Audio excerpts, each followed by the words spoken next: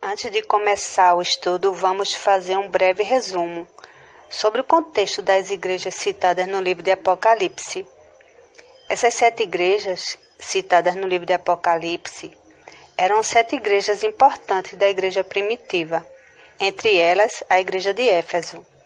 As outras são Esmirna, Pérgamo, Tiatira, Sardes, Filadélfia e Laodiceia. Essas igrejas ficavam na província da Ásia Menor, no Império Romano, e são um exemplo para todas as igrejas. Deus enviou uma mensagem às 7 igrejas, como podemos ver lá em Apocalipse, para encorajar e corrigir os cristãos. Éfeso era a capital da região que recebeu Paulo, Timóteo, João e outros cristãos influentes. A igreja rejeitava falsas doutrinas e não desanimava quando perseguida. Mas seu amor estava esfriando. A igreja precisava voltar às suas raízes e focar mais no amor. Vejamos o que diz lá em Apocalipse, capítulo 2, versos 3 ao 5. E sofreste e tens paciência, e trabalhaste pelo meu nome e não te cansaste. Tenho, porém, contra ti que deixaste o teu primeiro amor. Lembra-te, pois, de onde caíste, e arrepende-te, e pratica as primeiras obras. Quando não, brevemente a ti virei e tirarei do seu lugar o teu castiçal, se não te arrependeres. Existem muitas igrejas firmes e estabelecidas que fazem um ótimo trabalho. Uma igreja unida consegue superar as dificuldades. No entanto, a igreja precisa buscar sempre mais do amor de Deus para não entrar em esfriamento da fé e, consequentemente, em decadência. Vou aproveitar a oportunidade desse estudo e deixar para vocês um pequeno resumo de cada igreja para que vocês possam conhecer um pouco a história de cada uma delas.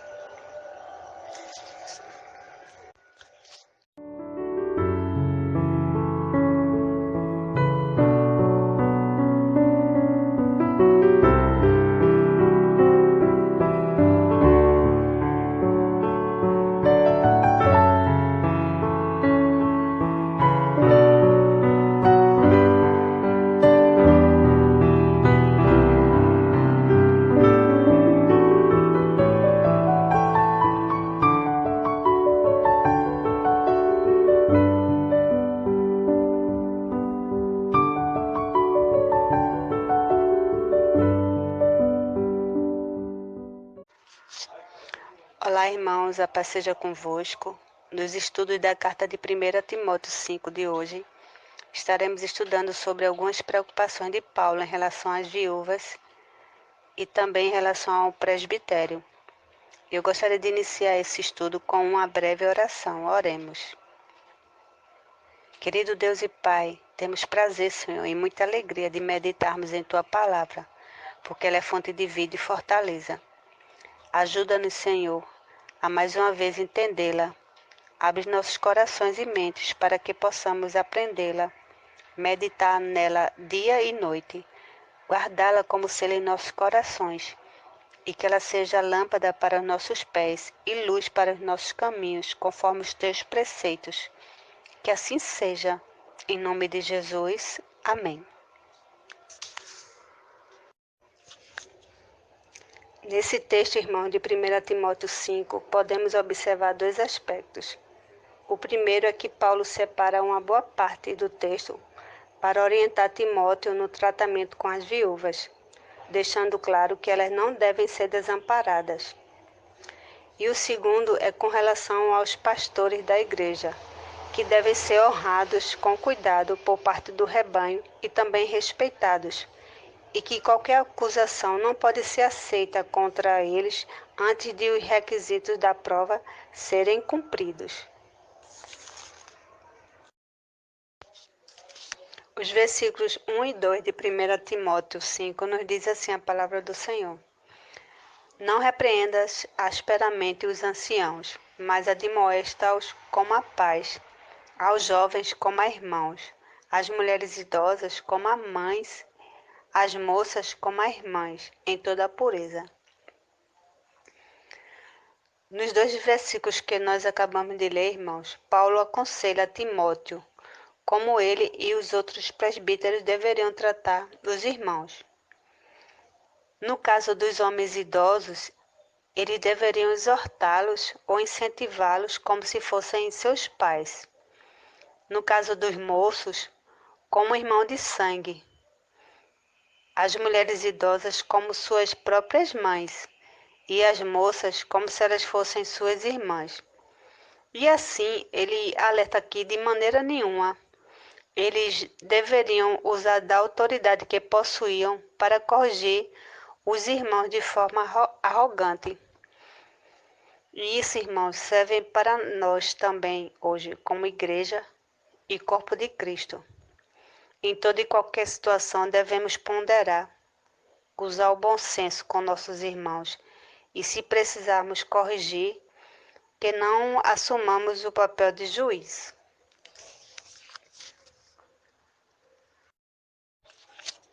Nos versos 3 ao 16, nos diz assim: honra as viúvas que verdadeiramente são viúvas. Mas se alguma viúva tiver filhos ou netos, aprendam primeiro a exercer piedade para com a sua própria família e a recompensar seus pais, porque isto é bom e agradável diante de Deus. Ora, a que é verdadeiramente viúva e desamparada espera em Deus e persevera de noite e de dia em rogos e orações. Mas a que vive em deleites, vivendo, está morta. Manda, pois, estas coisas para que elas sejam irrepreensíveis. Mas se alguém não tem cuidado dos seus, e principalmente dos da sua família, negou a fé e é pior do que o infiel. Nunca seja inscrita viúva com menos de 60 anos, e só a que tenha sido mulher de um só marido. Tendo testemunho de boas obras, se criou os filhos, se exercitou hospitalidade, se lavou os pés aos santos, se socorreu os aflitos, se praticou toda boa obra. Mas não admitas as viúvas mais novas, porque quando se tornam levianas contra Cristo, querem casar-se, tendo já a sua condenação por haverem aniquilado a primeira fé. E além disto, aprendem também a andar ociosas de casa em casa, e não só ociosas, mas também paroleiras e curiosas, falando o que não convém. Quero, pois, que as que são moças se casem, gerem filhos, governem a casa e não deem ocasião ao adversário de maldizer, porque já algumas se desviaram indo após Satanás. Se algum crente ou alguma crente tem viúvas, socorra-as e não se sobrecarregue a igreja, para que se possam sustentar as que deveras são viúvas. Nos versículos mencionados, observamos que as viúvas sempre foram motivo de preocupação, não só da igreja em Éfeso. Em várias passagens bíblicas, podemos perceber o cuidado especial de Deus em relação às viúvas que não tinham com o que se sustentar. Paulo destaca dois tipos de viúvas: as que não tinham família e eram reconhecidas por verdadeiras viúvas, na qual necessitavam a ajuda da igreja, e as que não tinham família, que por mais que fossem viúvas, tinham sua família para poder ajudá-las em suas necessidades. E era um ato de amor da família acolher a viúva e ajudá-la em suas necessidades, e um grande sinal de que a família realmente era uma família piedosa e que exercia piedade para com os seus em louvor a Deus. As viúvas verdadeiras que não possuíam família para socorrê-las deveriam esperar em Deus, dedicando sua vida em orações e em súplicas a Deus dia e noite. Mas as viúvas que deixassem de lado as coisas de Deus para viver segundo os desejos de sua carne, mesmo estando viva, estaria morta espiritualmente, segundo a advertência de Paulo à igreja. Aqueles, portanto, que sabendo que uma viúva precisava de ajuda, e ao invés de acolhê-la, a abandona, é como um cristão negando sua fé em Cristo Jesus, pois o próprio Jesus nos ensinou a amar o próximo como a nós mesmos. Como diz lá no livro de Marcos, capítulo 12, verso 31. Amarás o teu próximo como a ti mesmo. E aquele que, segundo Paulo, não observa esse mandamento, acaba sendo pior que um descrente, pois não vive o segundo maior mandamento das Escrituras. As viúvas, para serem escritas na lista de necessitadas, elas precisavam ter uns 60 anos pelo menos, ter sido esposa de um só marido e ter tido um bom testemunho de boas obras através de sua hospitalidade, também na criação de seus filhos, no socorro aos santos, aos atribulados e ter sido zelosa em suas obras. Isso quer dizer que, para serem escritas como necessitadas, teriam que ser observados esses requisitos. Paulo alerta também Timóteo que ele deveria evitar as viúvas mais novas, porque elas se tornavam inconstantes na fé em Cristo Jesus com o passar do tempo, e com isso logo ficavam querendo se casar, quebrando assim seu primeiro voto de compromisso com Cristo, de servi-lo, dedicando-se na oração, em súplicas e esperando em Deus.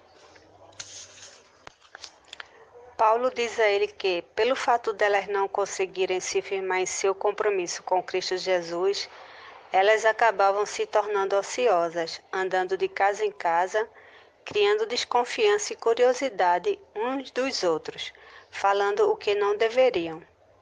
Paulo aconselhou a Timóteo para que as viúvas mais novas se casassem, criassem seus filhos, aprendendo a ser uma boa dona de casa. Assim não dariam motivo de ter do que acusá-las.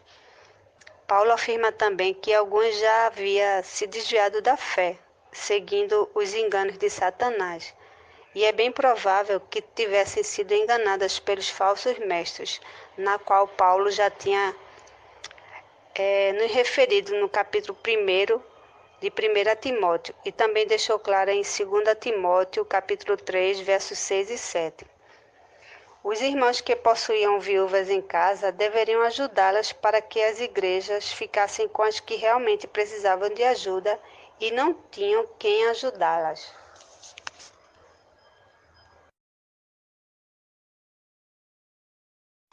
Os versos 17 ao 25 nos diz: Os presbíteros que governam bem sejam estimados por dignos de duplicada honra, principalmente os que trabalham na palavra e na doutrina.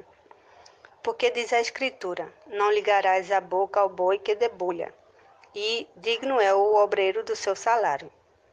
Não aceites acusação contra presbítero, senão com 2 ou 3 testemunhas. Aos que pecarem, repreende-os na presença de todos, para que também os outros tenham temor. Conjuro-te diante de Deus e do Senhor Jesus Cristo e dos anjos eleitos que, sem prevenção, guardes estas coisas, nada fazendo por parcialidade. A ninguém ponhas precipitadamente as mãos, nem participes dos pecados alheios. Conserva-te a ti mesmo puro. Não bebas mais águas só, mas usa de um pouco de vinho por causa do teu estômago e das tuas frequentes enfermidades. Os pecados de alguns homens são manifestos precedendo o juízo e em alguns manifestam-se depois. Assim mesmo também as boas obras são manifestas, e as que são de outra maneira não podem ocultar-se.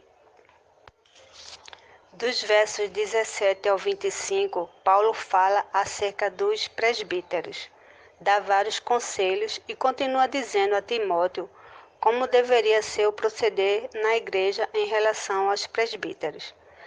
Aqueles que se dedicavam único e exclusivamente à expansão do ministério de Cristo se aplicando à evangelização e ao ensino da palavra, deveriam ser honrados por seu trabalho recebendo salário. Ele também usou uma frase dita pelo próprio Jesus, lá em Lucas capítulo 10, versículo 7, que o trabalhador era digno do seu salário, e usou também uma passagem do Velho Testamento, lá em Deuteronômio 25, verso 4, que não amordace o boi quando ele pisa o trigo. Outra questão tratada foi sobre presbíteros que estivessem vivendo em pecado e a maneira com que eles deveriam ser exortados. Paulo diz a Timóteo que ele não deveria receber denúncia contra presbíteros sem que tivessem 2 ou 3 testemunhas, e se realmente fossem pegos em pecado, deveriam ser repreendidos por seu pecado na frente de toda a igreja, para que servisse de testemunho para os outros irmãos. Paulo aconselha Timóteo a guardar seus conselhos para ser zeloso com a igreja e não tomar favoritismo no julgamento de um dos lados, desfavorecendo o outro. Na continuação, Paulo fala para Timóteo não impor suas mãos precipitadamente, para não se tornar cúmplice dos pecados dos outros. Bom, sabemos que a imposição de mãos era usada para a ordenação e também na oração. Se aqui Paulo se referia à ordenação, então seu conselho a Timóteo era para que ele tomasse cuidado em impor suas mãos para ordenar algum irmão a presbítero. Pois se esse estivesse em pecado, Timóteo seria participante dos erros deste presbítero por ter sido a autoridade que o ordenou. Dentro desse contexto, Paulo também fala sobre presbíteros ou irmãos pegos em pecados. Então, Paulo também poderia estar falando a Timóteo sobre uma situação em que Timóteo teria que usar de sua autoridade para restaurar um presbítero ou irmão que antes estava em pecado. E ele teria que tomar cuidado para que isso não fosse algo precipitado, pois assim estaria sendo cúmplice do pecado deles. Paulo aconselha Timóteo a usar um pouco de vinho como algo medicinal para sua saúde. É bem provável que Timóteo não tinha a prática de tomar o vinho, talvez por uma questão de princípio, mas Paulo o aconselha a usar um pouco de vinho com água por causa de suas enfermidades. Paulo volta ao assunto sobre o pecado, lembrando a Timóteo que muitos poderiam viver em pecados ocultos, e isso poderia ser evidenciado somente depois, e por isso ele teria que ter muito cuidado com quem ele escolhesse para a ordenação para o presbitério. E já alguém que era piedoso, rapidamente suas obras seriam conhecidas de todos os irmãos, pois é algo que não se poderia ocultar-se. Nesse texto de 1 Timóteo, capítulo 5, podemos ver que Paulo recomenda a Timóteo, sobretudo, de que ele e a congregação devem estar atentos a obedecer às suas palavras, pois elas são da parte de Deus.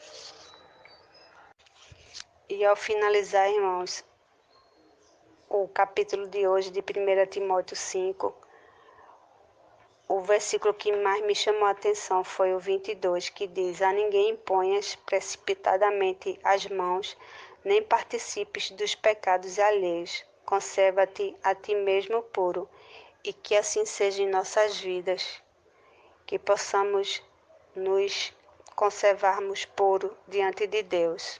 Amém.